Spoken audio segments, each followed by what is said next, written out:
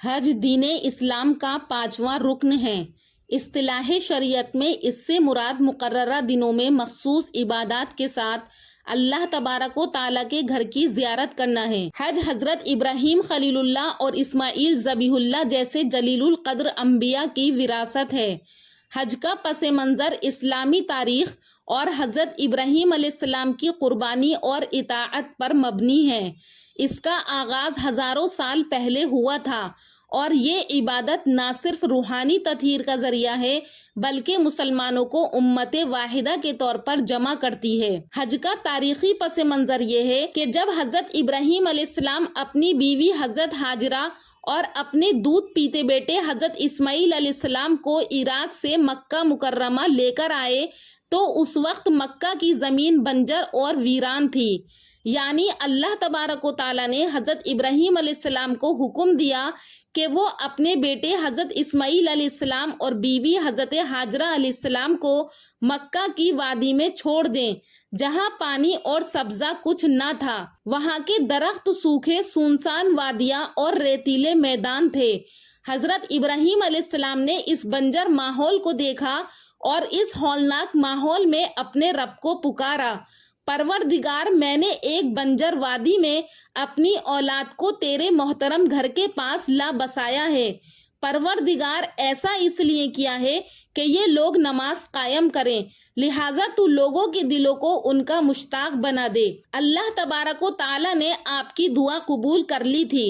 ادھر جب حضرت ابراہیم علیہ السلام اپنی بیوی اور بچے کو چھوڑ کر چلے جاتے ہیں اور حضرت ہاجرہ کے پاس جو کھانے پینے کا سامان تھا وہ ختم ہو جاتا ہے، پھر اس کے بعد جب پانی کی ضرورت پڑی تو حضرت ہاجرہ علیہ السلام نے پانی کی تلاش میں صفا اور مروہ کے درمیان دوڑ لگائی، جسے آج بھی سعی کے طور پر دہرایا جاتا ہے۔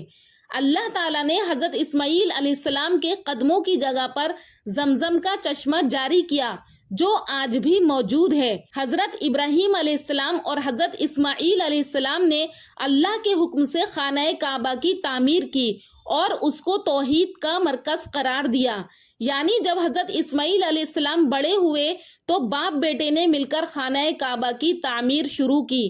کہا جاتا ہے کہ خانہ کعبہ حضرت آدم علیہ السلام نے بنایا تھا مگر طوفان نوح میں اس کے آثار مٹ گئے تھے، تو حضرت ابراہیم علیہ السلام نے دوبارہ اس کی تعمیر شروع کی۔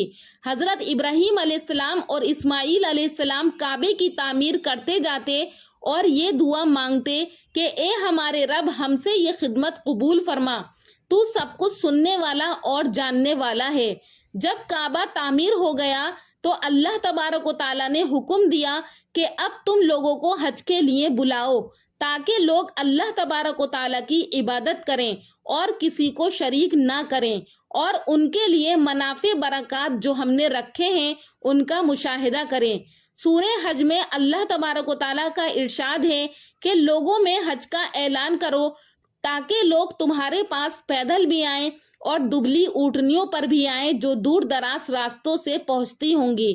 پھر اس کے بعد جب حضرت اسماعیل علیہ السلام بڑے ہوئے تو حضرت ابراہیم علیہ السلام کو خواب میں حکم ملا کہ اپنے بیٹے اسماعیل کو اللہ کی راہ میں قربان کریں۔ اللہ نے ان کی اطاعت دیکھ کر حضرت اسماعیل کی جگہ ایک دمبا بھیج دیا۔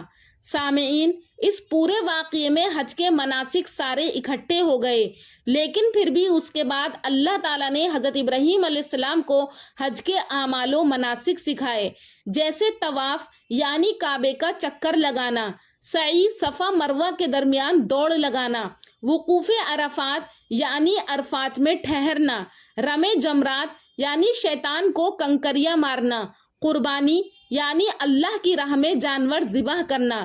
حضرت ابراہیم علیہ السلام نے خواب میں دیکھا کہ وہ اپنے بیٹے کو قربان کر رہے ہیں، تو اللہ تعالیٰ نے اس عمل کو آزمائش بنایا۔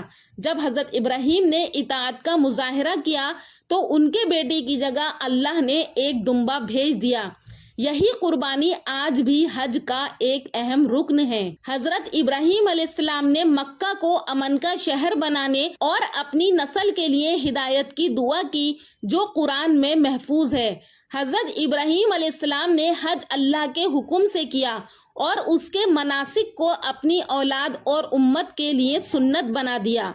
آج کا حج انہی اعمال کی یادگار ہے جو حضرت ابراہیم علیہ السلام، حضرت ہاجرہ علیہ السلام اور حضرت اسماعیل علیہ السلام کی قربانی، اطاعت اور صبر کی عکاسی کرتا ہے۔ حج ہر سال ذوالحجہ کی 8 سے 13 تاریخ تک مکہ مکرمہ اور اس کے گرد و نواح یعنی منی، عرفات، مزدلفہ میں ادا کیا جاتا ہے۔ اس میں طواف، سعی، وقوف عرفات، قربانی، رمے جمرات اور دیگر مناسک شامل ہیں۔ یہ اسلام کے 5 ارکان میں سے ایک رکن ہے۔ بیت اللہ کی زیارت اور فریضہ حج کی ادائیگی ہر صاحب ایمان کی تمنا اور آرزو ہے۔ ہر صاحب استطاعت مسلمان پر زندگی میں ایک دفعہ فریضہ حج کی ادائیگی فرض ہے، یعنی اگر کسی کی استطاعت ہے کہ وہ حج کر سکتا ہے تو اس پر حج کرنا فرض ہے، اور حج کے انکار کرنے والے کا ایمان مکمل نہیں ہے، وہ دائرہ اسلام سے خارج ہے۔ اجر و ثواب کے لحاظ سے یہ رکن بہت زیادہ اہمیت کا حامل ہے۔ تمام کتب و حدیث میں اس کی فضیلت ثابت ہے۔ سامعین، امید کرتی ہوں کہ آپ کو ہماری ویڈیو پسند آئی ہوگی اور سمجھ میں آ گیا ہوگا کہ حج کا پس منظر کیا ہے، ہم لوگ حج کیوں کرتے ہیں، حج کر کے ہم کس کے واقعے کو یاد کرتے ہیں۔ اللہ تبارک و تعالیٰ سے دعا ہے کہ اللہ پاک ہمیں بھی اگلے سال حج کی دولت نصیب فرمائے۔ یہ واقعہ آپ خود بھی پڑھیں اور اپنے بچوں کو بھی سنائیں اور ان لوگوں کو بتائیں جو اس بات سے نامعلوم ہیں۔ اگر آپ ہمارے چینل پر نئے ہیں تو ہمارے چینل نوری اسلامک ٹیوبر کو ضرور سبسکرائب کریں اور بیل آئیکن پر کلک کریں تاکہ ہمارا آنے والا نئی ویڈیو کا نوٹیفیکیشن سب سے پہلے آپ کو مل سکے۔ اگر اس واقعے کو بیان کرنے میں مجھ سے کوئی غلطی ہوئی ہو تو میری اصلاح ضرور کریں۔